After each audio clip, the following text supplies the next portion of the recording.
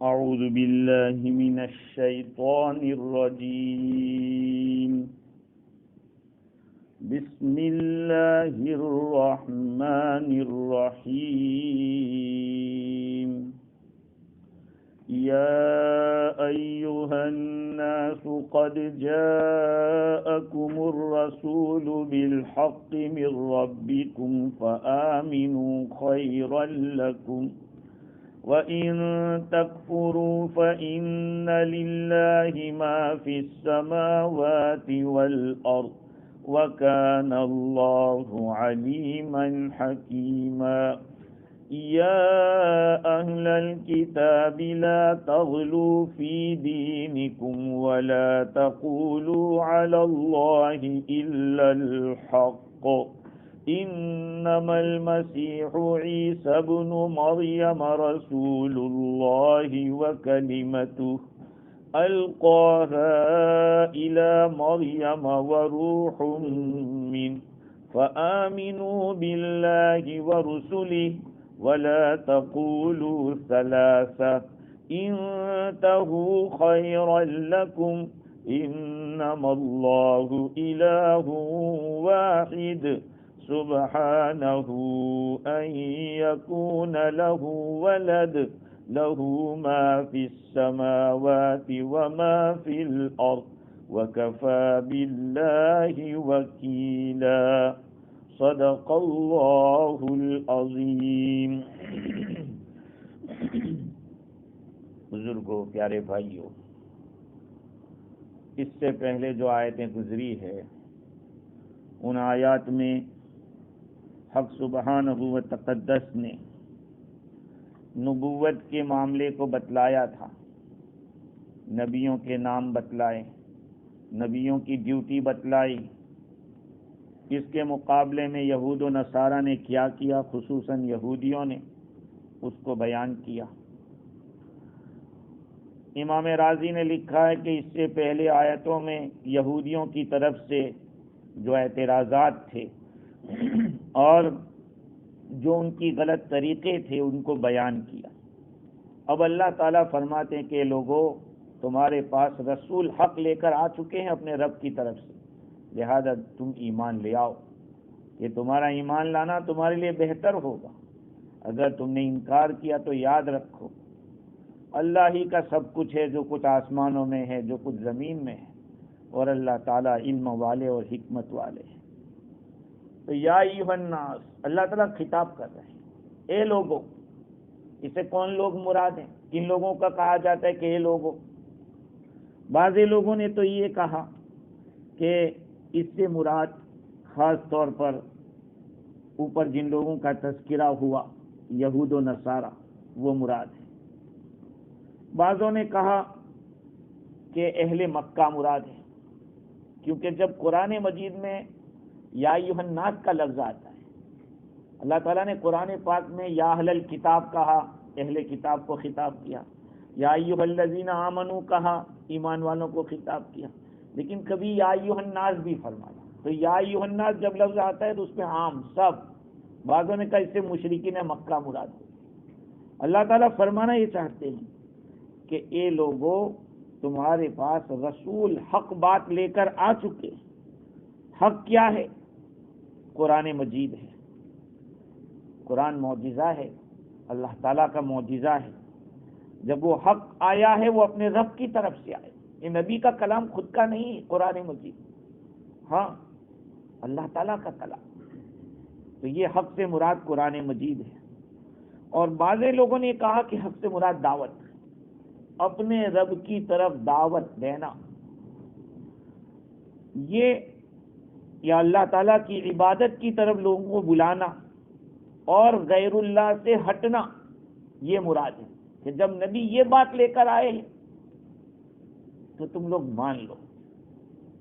اللہ کی عبادت کی طرف جو دعوت دے رہے ہیں، غیر اللہ کی عبادت سے روک رہے ہیں، اس کی تم مان لو، یہ تمہارے لیے بہتر ہوگا. اور رسول سے مراد محمد عربی صلی اللہ علیہ وسلم ہے کہ آپ ایسا کلام لائے جو حق کے ساتھ ملا ہوا ہے. آگے اللہ تعالیٰ نے فرمایا کہ فآمنوا خیرا لکم، تمہارا ایمان لانا تمہارے لیے بہتر ہوگا. وَإِن تَكْفُرُوا، اگر تم نے انکار کیا، کفر کیا، نہیں مانا اللہ کے نبی کی کتاب کو، نبی کو نہیں مانا، نبی کی دعوت کو نہیں مانا، تو یاد رکھ لو فَإِنَّ لِلَّهِ مَا فِي السَّمَاوَاتِ وَالْأَرْضِ، یہ اللہ ہی کے لیے ہے جو کچھ آسمانوں میں ہے، جو کچھ زمین میں ہے. کیا مطلب اس کا؟ یعنی تمہارے ایمان کی اس کو کوئی ضرورت نہیں ہے، کیونکہ آسمان اور زمین اور ان دونوں کے بیچ میں جو کچھ بھی ہے وہ سب اسی کا ہے. تو بھی میری اور آپ کی کیا ضرورت ہے؟ ہم بھی تو اسی کے ہیں. یہ مطلب ہے کہ وہ آسمان و زمین کا مالک ہے، ان کا پیدا کرنے والا ہے.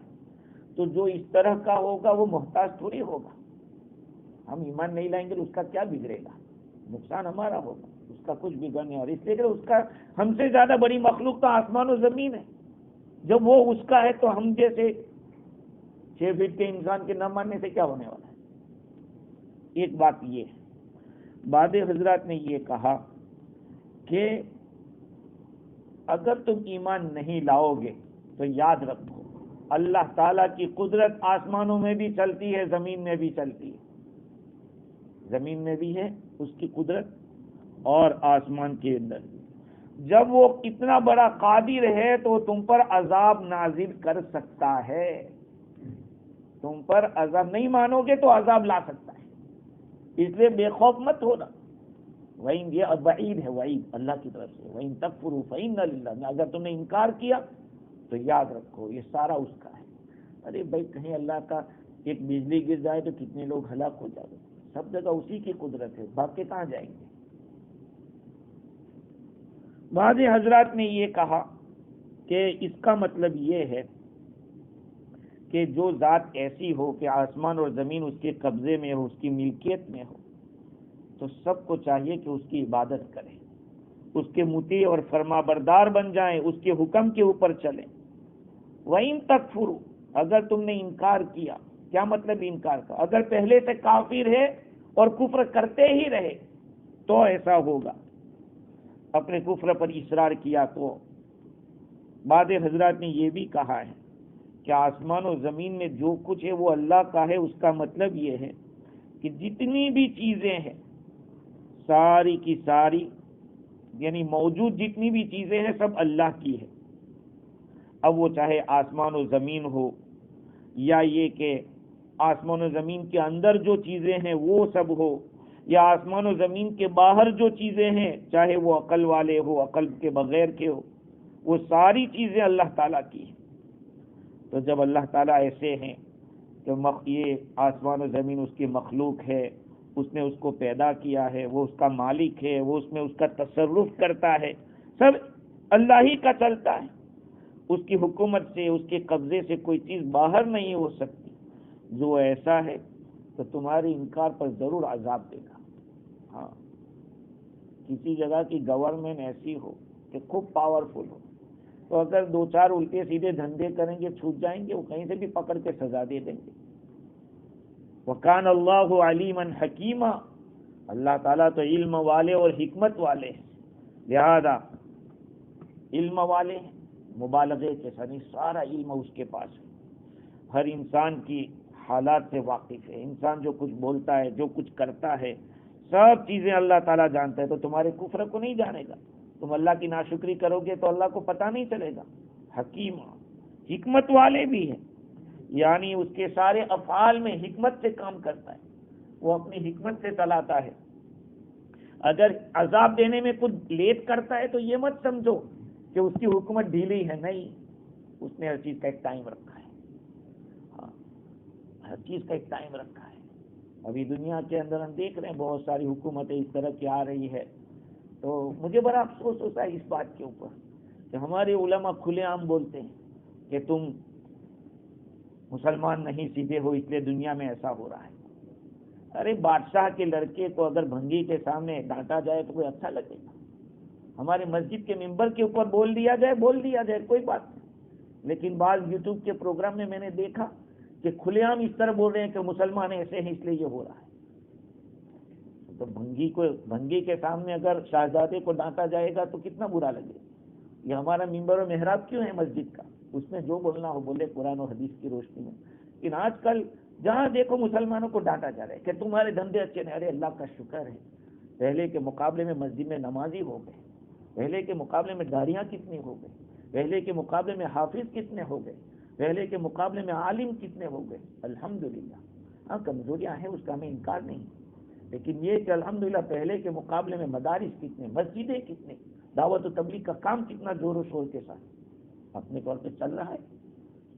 نہیں, آج ہم ان کو ڈانٹ مسلمانوں کو یہ کہتے رہیں گے کہ تم نکمے ہو. اللہ کا نظام ہے بھائی, وہ تو چلے گا. حکومت کسی کے اگر آ جائے تو یہ تھوڑی ہے کہ وہ کامیاب ہے اس لیے ہمارے کو حکومت کر رہے. نہیں, اللہ تعالیٰ امت کے اپنے خاص بندوں کو ایسے ہی رکھتا ہے, حالات میں رکھتا ہے, ہاں تاکہ اس کی طرف متوجہ رہے. بندہ اللہ کی طرف متوجہ کب ہوتا ہے؟ جب اس پہ حالات آتا ہے, پریشانیاں ہوتی ہیں. اگر اس کو خوشحالی ملتی رہے تو پھر اللہ کو بھول جائے گا.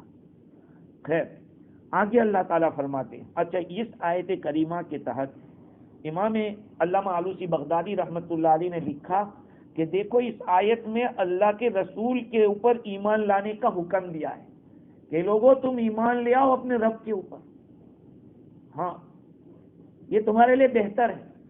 تو علامہ آلوسی بغدادی اس مقام کے اوپر لکھتے ہیں کہ حضور اکرم صلی اللہ علیہ وسلم کی مثال ایسی ہے کہ جیسے ایک غیبی روشنی ہے, چھپا ہوا نور ہے, غیبی پوشیدہ ہے ہماری نظروں سے. اب اس پوشیدہ نور سے ہم جتنا کنیکشن کرتے رہیں گے اتنا ہی ہمیں فیض ملتا رہے گا. اس نور سے ہمارا تعلق پیدا ہوتا ہی رہے گا.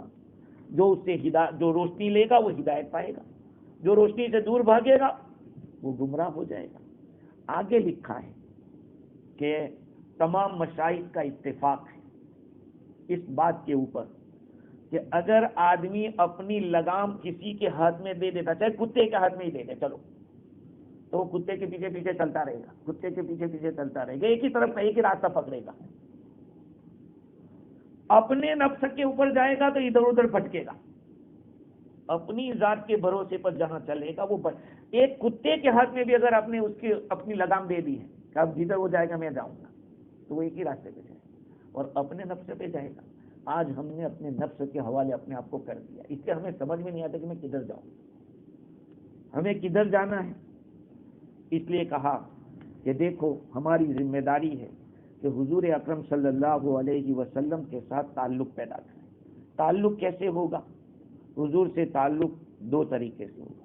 ایک تو حضور سے محبت ہم کریں اپنی صلاحیت کے مطابق, اپنی قابلیت کے مطابق, اور دوسرا حضور کی سنتوں پر چلے, اللہ کے رسول صلی اللہ علیہ وسلم کی مطابعت کرے, آپ کی فرمانبرداری کرے, تو پھر انشاءاللہ کامیابیاں ہی کامیابیاں ہوں. دیکھو ایک بات کہتا ہوں, پہلے مشکل لگتا ہے سیدھے راستے پر آنے کے لیے, تھوڑی تکلیف ہوتی ہے, لیکن جمنا پڑتا ہے. دھیرے دھیرے آدمی جب جمتا ہے تو پھر مضبوط ہوتا ہے, اور اس کے بغیر چارے کار نہیں ہے. یاد رکھو, ہم نے کلمہ تو پڑھ لیا, لا الہ الا اللہ محمد رسول اللہ ہم پڑھتے ہیں, لیکن صرف اتنا کافی نہیں ہے. اس کے جو تقاضے اس کو سمجھو.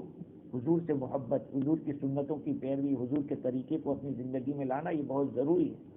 آگے دیکھیے اللہ تعالیٰ کیا فرماتے, یا اہل الکتاب لا تغلوا فی دینکم, اے اہل کتاب تم اپنے دین میں غلو مت کرو.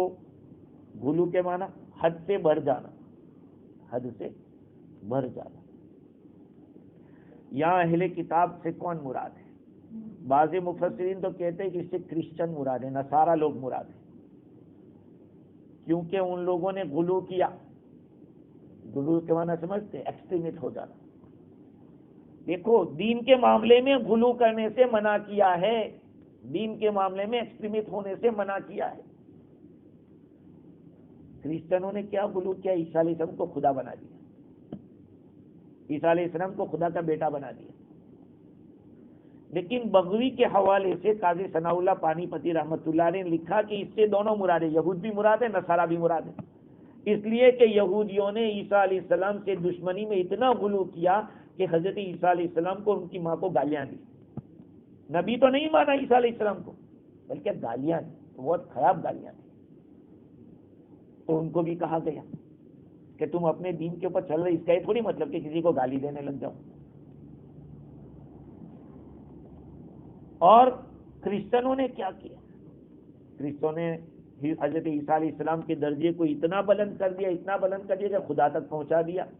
میں نے پہلے بھی کہا تھا کہ کرسچنوں کی 4 جماعتیں ہیں.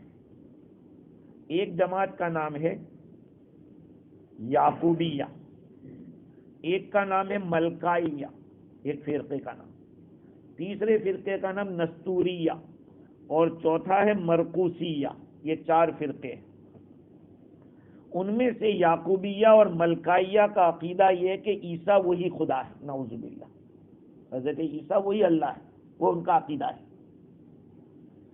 اور نستوریہ کا کہنا ہے کہ عیسیٰ اللہ کے بیٹے ہیں.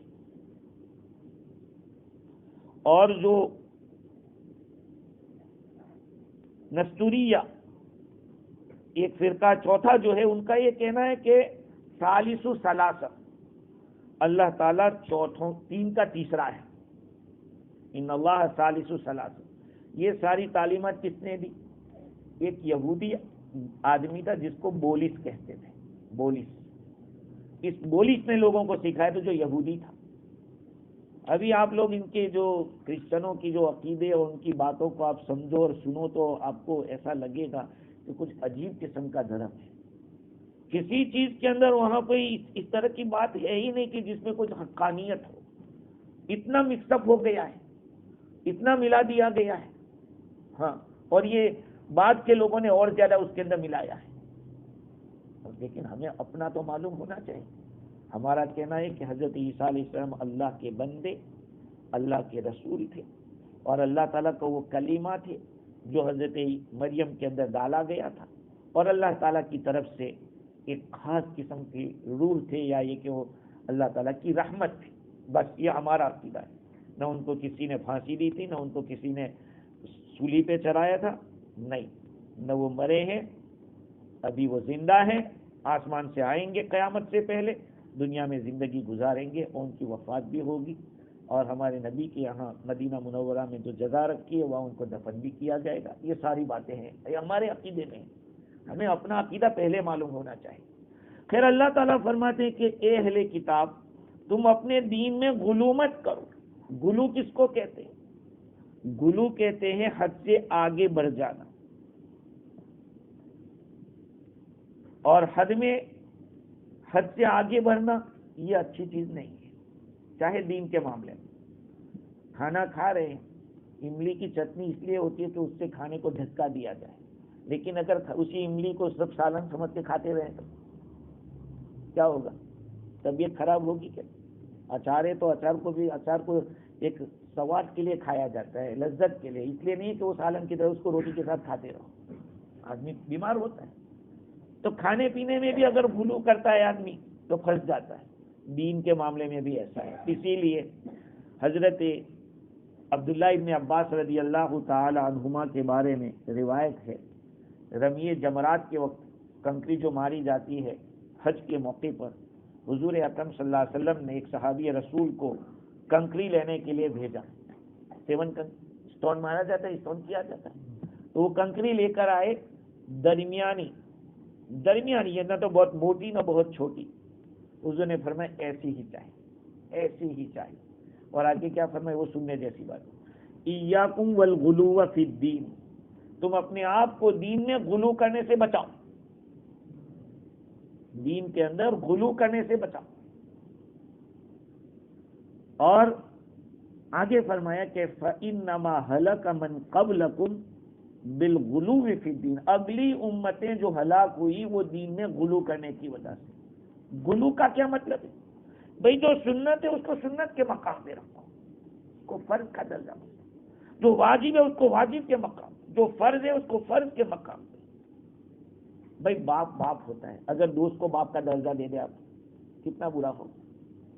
بیوی ہے، اس کو ماں کا درجہ نہیں دے سکتے. اگر ماں کہہ دیا تب بھی مصیبت ہو جائے گی شرعی اعتبار سے. ہے بیوی کو ماں نہیں کہہ سکتے. ہاں بعض لوگ بول دیتے ہیں، حالانکہ شریعت نے منع کیا، بیوی کو ماں نہیں کہہ سکتے. تو ہر چیز کی حدود ہیں، ان حدود سے آگے بڑھو گے تو پھر تباہی اور بربادی یقینی ہے۔ اللہ تعالیٰ نے خصوصی طور پر اس آیت کریمہ کے اندر یہود و نصارہ کو دین کے معاملے میں غلو کرنے سے روکا، اس وجہ سے کہ یہودی لوگ حضرت عیسیٰ علیہ السلام کے اندر طعنہ مارنے کے اندر بہت زیادہ مبالغہ کرتے تھے، اور نصارہ حضرت عیسیٰ علیہ السلام کی تعظیم میں اتنا مبالغہ کرتے تھے کہ درمیان سے بھی آگے چلے گئے۔ اس لیے اللہ تعالیٰ نے فرمایا کہ لا تغلو فی دینکم، اپنے دین کے معاملے میں غلو مت کرو۔ معلوم ہوا کہ جو غلو ہوتا ہے عصبیت کی وجہ سے وہ بری صفات میں سے ہے۔ ہاں، انسان کا جو نفس ہے نا وہ تو ہمیشہ بری بات ہی کا حکم دیتا ہے۔ اب اس کی ہم اطاعت کریں گے تو کبھی کبھی کیا کرے گا کہ نارمل چیز کو بھی بہت زیادہ بتلا دے گا، نارمل چیز کو بھی۔ بہت سارے لوگ بیچارے اس طرح کے شکار ہو جاتے ہیں کہ چھوٹی سی چیز ہے اس کو اتنی بڑی بتلاتے کہ کوئی بہت بڑا حرام کام کر دیا، حرام کام کر دیا۔ اپنی ذات کے لیے کرو کہ بھئی نہیں یہ نہیں ہونا چاہیے، لیکن ہو گیا تو اب کیا۔ اس لیے کہتے ہیں کہ ہر حقدار کو اس کا حق دو، ہر حقدار کو اس کا حق دو، جو جس مقام کے پہ ہو ہے اس کو مقام پہ رکھو۔ حضور اکرم صلی اللہ علیہ وسلم نے یہ فرمایا کہ اللہ تم لوگ مجھے نبیوں کے اندر کسی پر بڑھاوا مت دو، بلکہ یوں کہو کہ یہ عبداللہ و رسول، اللہ کا بندہ اور اللہ کا رسول کہو۔ جیسے تحیات میں بھی تو پہلے بندہ ہے پھر رسول ہے، اشہد ان لا الہ الا اللہ و اشہد ان محمدا عبدہ و رسولہ۔ اللہ کے نبی اپنے بارے میں فرما رہے ہیں کہ تم مجھے نبیوں کے اندر بھی بہت بڑھاوا چڑھاوا مت دو۔ اس امت کے اندر بھی کچھ لوگ ایسے شکار ہو گئے، جیسے کہ شیعوں میں سے بعض لوگوں نے حضرت عیسیٰ علیہ السلام کو کہاں پہنچا دیا؟ خدا تک پہنچا دیا۔ حضرت علی رضی اللہ تعالیٰ عنہ کو خدا تک کہہ دیا، اور بعض معتزلہ نے تنزیہ یعنی اللہ کی پاکی بیان کرنے میں اتنا یہ کر دیا کہ اللہ کی صفات تک کا انکار کر دیا۔ اور ایک فرقہ مجسمہ ہے، انہوں نے تو یہاں تک کہہ دیا کہ اللہ کی باڈی ہے۔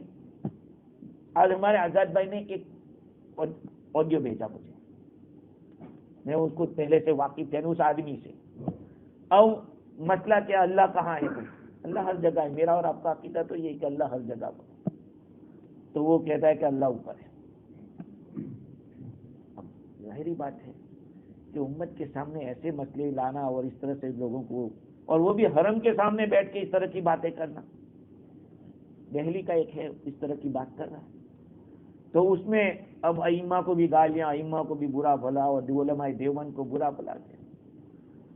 اب ان سے یہ پوچھا جائے کہ حضرت یونس علیہ السلام کہاں تھے؟ مچھلی کے پیٹ میں تھے، مچھلی کے پیٹ میں تھے۔ انہوں نے کون سی دعا پڑھی تھی؟ لا الہ الا انت، لا الہ الا انت سبحانک انی کنت من الظالمین۔ اب بتائیے، وہاں سمندر کے نیچے اللہ کو کہہ رہے کہ اللہ تیرے سوا کوئی عبادت کے لائق نہیں، تو اللہ اوپر تھا تو نیچے کیسے کہہ رہے کہ اللہ تیرے سوا کوئی عبادت نہیں؟ اللہ ہر جگہ پر ہے، ہر ٹوائلٹ میں اللہ کا علم وہاں موجود ہے۔ پاک ناپاک جگہ کے پاس اللہ کی ذات تو پاک ہی پاک ہے۔ تو اس طرح کی باتیں کرنا کہ جس سے لوگ گمراہ ہو جائیں، یہ غلو ہے۔ ہاں، اس مسئلے کے بس ایک عورت تھی حضور صلی اللہ علیہ وسلم کے پاس لائی گئی، باندھی تھی، کہا حضور میں اس کو آزاد کر دو۔ پوچھا کہ این اللہ، کہا اوپر۔ ارے اوپر کا مطلب اللہ سب کے اوپر ہے نا۔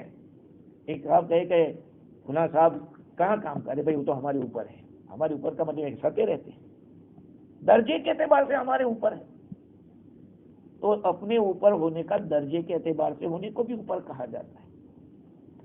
تو بعض فرقوں نے خدا کے جسم کو مان لیا اور اللہ کو کہا کہ اللہ کی باڈی ہے۔ ارے اللہ کی باڈی مانو گے تو جو بھی چیز ایسی ہے جس کا جسم ہے وہ ختم ہونے والا ہے. ہاں اللہ تعالیٰ دیکھتا ہے بغیر آنکھ کے دیکھتا ہے, اللہ تعالیٰ سنتا ہے بغیر کان کے سنتا ہے. وہ میرے کان تم دیکھو, اپنا کان دیکھنے جاؤ تو یہ تو گھستے رہتے ہیں روزانہ ہیں, اور یہ تو ختم ہونے والے, خدا کی ذات ختم ہونے والی نہیں. تو اس طرح کے غلو کرنے کی وجہ سے بہت سارے فرقے برباد ہو گئے.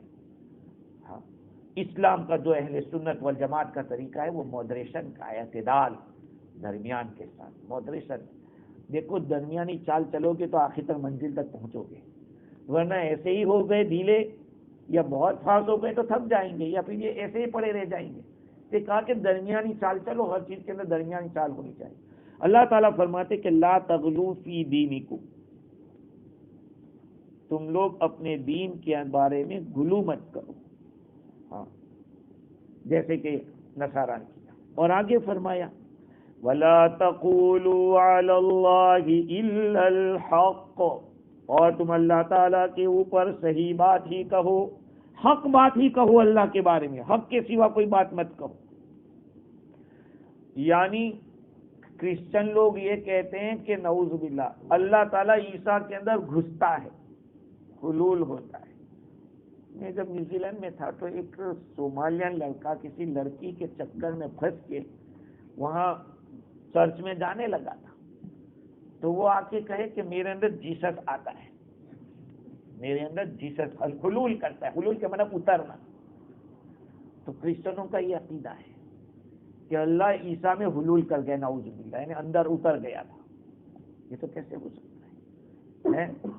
اسی طرح سے ان لوگوں کا عقیدہ یہ ہے کہ خدا کی بیوی ہے, خدا کا بیٹا ہے. یہ ساری باتیں اللہ تعالیٰ کے لیے جو بات صحیح ہے وہی کہو. لا تقولوا علی اللہ الا الحق, مت کہو اللہ تعالیٰ کے اوپر مگر حق. مطلب یہ کہ اللہ تعالیٰ نے جب غلو سے روکا کہ غلو مت کرو, پھر صحیح راستہ بتلایا. یہاں میرے ذہن میں ایک بات آئی, واللہ عالم بالصواب, کہ علماء کو اور مفتیوں کو یہاں ایک بات معلوم ہوتی ہوگی. اللہ تعالیٰ نے غلط راستہ بھی بتلایا اور بعد میں صحیح راستہ بھی بتلایا. غلو مت کرو اور اللہ کے بارے میں صحیح بات کرو. اب ہم مولوی لوگ, عالم لوگ, مفتی لوگ کیا کہتے ہیں؟ سود حرام ہے, وہ تک کہ حرام. ارے بھائی سب حرام, لیکن حلال بھی تو بتاؤ بیچاروں کو. ہم یہی کہہ دیں گے کہ ناجائز ہے یہ بالکل. بھائی کوئی راستہ جائز کا ہو تو دوسرا راستہ بتا دو کہ جس سے امت کے کم از کم اس میں آسانی والی تو بات بتاؤ. اللہ تعالیٰ کا یہ نظام ہے کہ وہ کسی چیز سے روکتا ہے تو یہ بھی کہتا ہے کہ اچھا یہ کرو. غلو مت کرو اور حق کہو, جو ہے حق وہی کہو. واللہ عالم. ولا تقولوا علی اللہ الا الحق انما المسیح عیسی ابن مریم رسول اللہ وکلمتہ, یقیناً مسیح عیسیٰ بن مریم اللہ تعالیٰ کے رسول اور اللہ کا کلمہ تھے. مسیح تفسیر روح البیان میں لکھا ہے کہ جیسے صدیق ایک لقب ہے, صدیق, اسی طرح سے فاروق یہ بھی ایک لقب ہے, ایسے ہی مسیح بھی ایک لقب ہے. ہاں اصل میں عبرانی زبان کے اندر مسیح کہتے ہیں مشیحہ کو, اور اس کا معنی ہے مبارک, بابرکت. حضرت عیسیٰ بن مریم علیہ السلام اللہ کے رسول ہیں اور کلمہ ہیں. مریم کے معنی ہے عابدہ, عبادت گزار مریم. وہ کلمتہ, اور اللہ کا کلمہ ہے. یہ کلمہ کیا ہے؟ کلمہ کا دیکھو جتنے بھی انسان پیدا ہوئے ہیں وہ اللہ تعالیٰ کے کلمہ کن سے ہی پیدا ہوئے.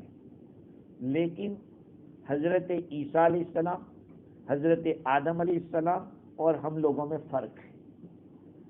میں اور آپ سب جو پیدا ہوئے ہیں وہ بڑے واسطوں سے پیدا ہوئے, واسطوں سے, ذریعے کے ذریعے, ماں باپ کے ذریعے سے پیدا ہوئے. لیکن لفظ کن تو ہوا, کوئی بھی چیز ہوتی ہے اس کے کن کے بغیر ہوتی نہیں. لیکن حضرت عیسیٰ علیہ السلام کے پیدا کرنے میں اور آدم علیہ السلام کے پیدا کرنے میں لفظ کن تو کہا گیا لیکن بلا واسطہ, کوئی واسطہ نہیں تھا. حضرت آدم علیہ السلام کا کوئی باپ نہیں تھا, کوئی ماں نہیں تھی. حضرت عیسیٰ علیہ السلام کی ماں تو تھی لیکن کوئی باپ نہیں تھا. اور بعض کی تفسیروں میں نے دیکھا کہ حضرت مریم علیہ السلام کا پانی موجود تھا، البتہ کسی مرد کا پانی نہیں تھا، پھونک ماری گئی تھی۔ جبرائیل علیہ السلام کو اللہ تعالیٰ نے بھیجا کہ پھونکو، تو ہونا تو یہ چاہیے تھا کہ دیکھو جس کا اثر ہوتا ہے نا، جو کوئی سامنے والا ہوتا ہے اس کا جو اثر ہوتا ہے وہ بچے میں بھی اثر پائے۔ الولد سر لابی، بیٹا باپ کا راز ہوتا ہے۔ بیٹے جو دھندے کرتا ہے سمجھ لینا کہ اس کا باپ بھی جوانی میں یہی کیا ہوگا ہے۔ الولد سر لابی، بیٹا باپ کا راز ہوتا ہے۔ خیر، تو حضرت عیسیٰ علیہ السلام کا باپ تو کوئی نہیں تھا، لیکن جبرائیل علیہ السلام نے پھونکا تھا تو ان کے اندر روحانیت ہی ہونی چاہیے تھی، لیکن چونکہ ماں کا پانی موجود تھا۔ اب یہ پانی کب موجود تھا؟ بعضوں نے کہا کہ پہلے ہی موجود تھا، بعضوں نے کہا 8 مہینے کے بعد پیدا، لیکن پہلا قول زیادہ راجح۔ اسی لیے دیکھو ایک اور بات کہوں کہ تفسیر روح البیان میں لکھا ہے کہ ایک عورت کو بچہ پیدا ہوا تو بچے کی جو شکل اوپر کی تھی وہ تو انسان کی شکل تھی، لیکن نیچے کا جو حصہ تھا وہ سانپ کا تھا۔ تو کتاب اس میں لکھا ہے کہ اس کی وجہ یہ تھی کہ جب میاں بیوی صحبت کرتے تھے اس وقت تو عورت کی نظر سانپ کے اوپر پڑی تھی اور وہ سانپ کو دیکھ رہی تھی، تو اس کا یہ اثر ہوا۔ اور دوسرا ایک واقعہ روح البیان میں یہ بھی لکھا کہ ایک عورت کو بچہ پیدا ہوا جس کی 4 آنکھیں تھیں اور 2 پیر تھے۔ تو تحقیق کی گئی تو کہا کہ جس وقت اپنے شوہر کے ساتھ وہ مشغول تھی صحبت میں، اس وقت وہ ایسے جانور کو دیکھ رہی تھی جس کی یہ کیفیت تھی، تو اس کا اثر پڑتا ہے۔ یہاں چونکہ حضرت عیسیٰ علیہ السلام کی پیدائش میں حضرت مریم علیہ السلام کا پانی موجود تھا اور حضرت جبرائیل علیہ السلام کا پھونکنا موجود تھا، تو حضرت عیسیٰ علیہ السلام لفظ کلمہ کن سے جو پیدا ہوئے، بغیر واسطے کے، کوئی واسطہ نہیں تھا، بلا واسطہ پیدا ہوئے۔ ماں تو ہے لیکن یہ کہ باپ کا واسطہ نہیں تھا۔ القاها الى مریم وروح من، وہ ایک اللہ کا کلمہ تھے جس کو ڈالا مریم علیہ السلام کی طرف، وروح من، اور اللہ تعالیٰ کی طرف سے روح تھے۔ ہاں، یہ ایک بہت اہم سوال ہو گیا۔ اللہ تعالیٰ کی طرف سے ایک ترجمہ یہ، اور اگر کوئی یوں کہ اللہ کی روح تھے، معنی بدل گیا۔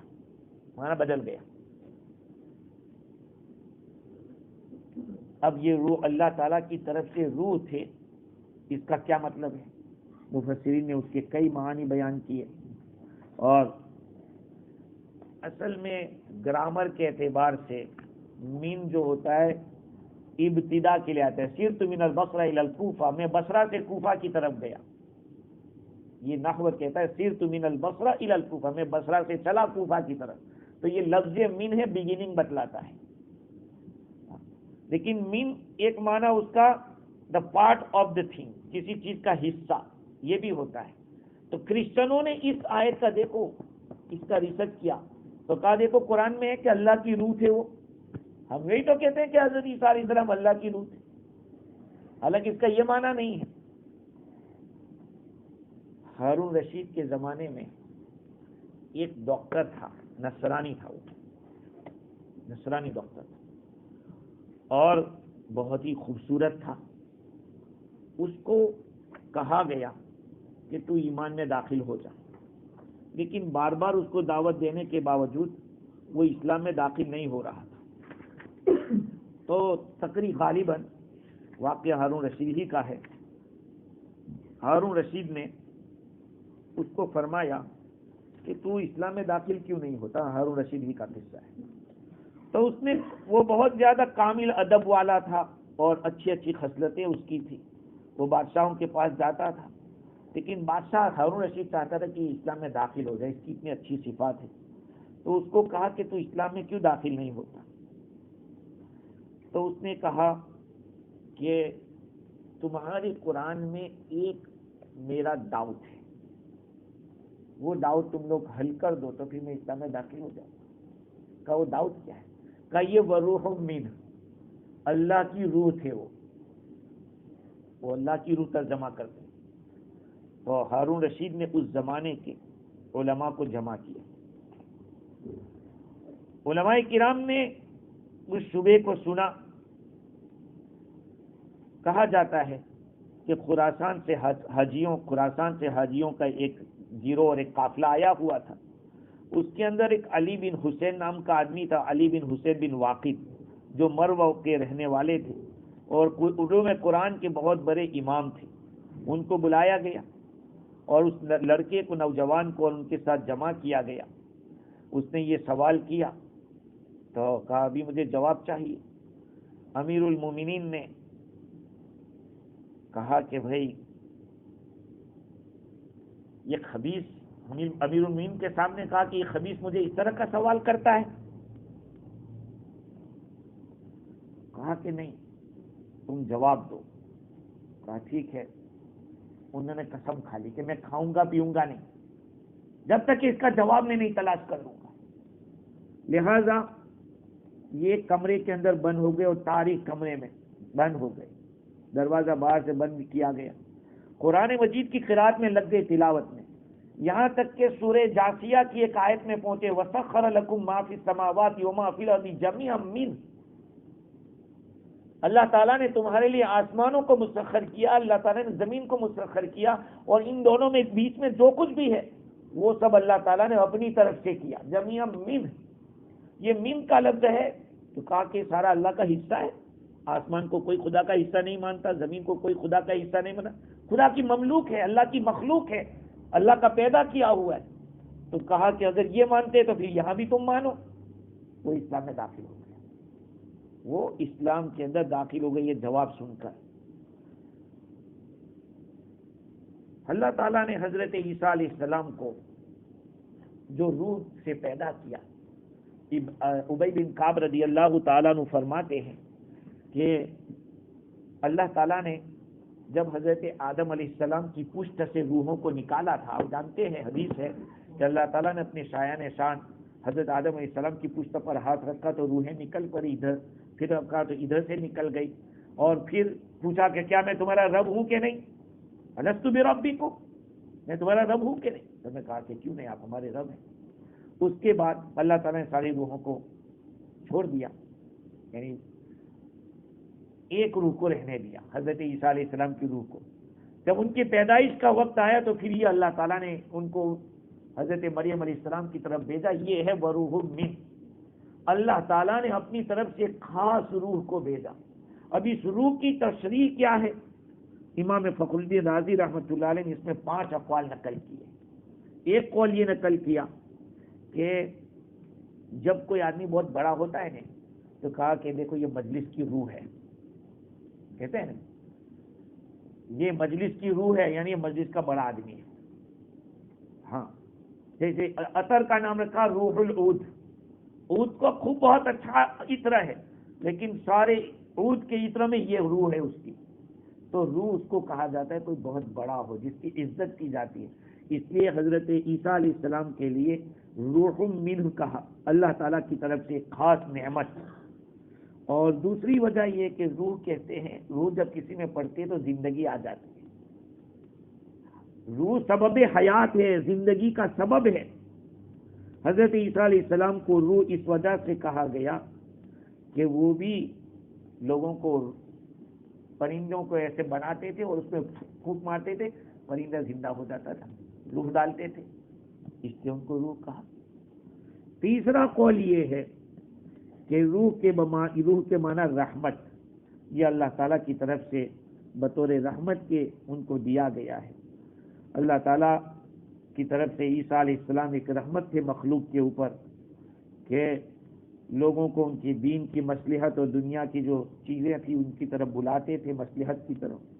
بعضوں نے کہا کہ روح کے معنی پھونکنا, عربی زبان کے اندر پھونکنے کو کہتے ہیں, اسی لیے روح اور ریح یہ دونوں, ریح ہوا کے لیے آتا ہے, دونوں قریب قریب معنی رکھتے ہیں. تو چونکہ جبرائیل علیہ السلام کے پھونکنے سے پیدا ہوئے تھے اس لیے ان کو روح کہتے ہیں.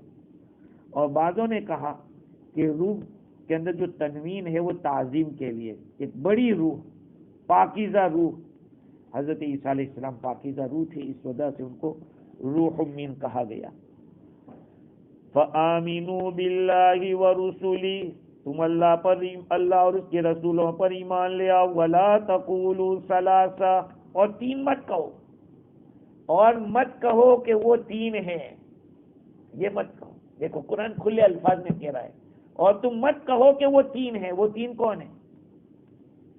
اللہ تعالی، حضرت عیسیٰ اور حضرت جبرائیل، یا مریم میری کو بھی وہ لوگ مانتے ہیں. کہا یہ تینوں کو مت کہو کہ یہ تین ہیں، معبود تین ہیں یہ مت کہو، معبود تو ایک ہی ہے. لا تقولوا ثلاثہ، یہ مت کہو کہ ہمارا خدا تین ہے جیسے کرسچن لوگ کہتے ہیں. انتہو خیر لکم، باز آ جاؤ یہ کہنے سے، یہ تمہارے لیے بہتر ہوگا. خیر اس کے اوپر انشاءاللہ مزید گفتگو آئندہ کریں گے. اللہ تعالیٰ مجھے بھی اور آپ کو بھی دین کی بصیرت دے، صحیح علم عطا فرمائے.